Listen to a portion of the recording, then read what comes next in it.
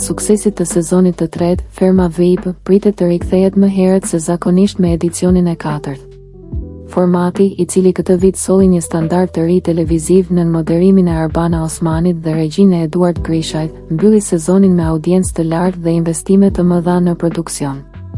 Megjithatë, menjëherë pas finales nisën aludimet për një krisje mes moderatores dhe produksionit. Vëmendje të madhe mori mungesa e Arbanës në festat pas finales dhe në xhirimet e postprime, ndërsa fansat vunë re se emri i saj nuk u përmend në falënderimet publike.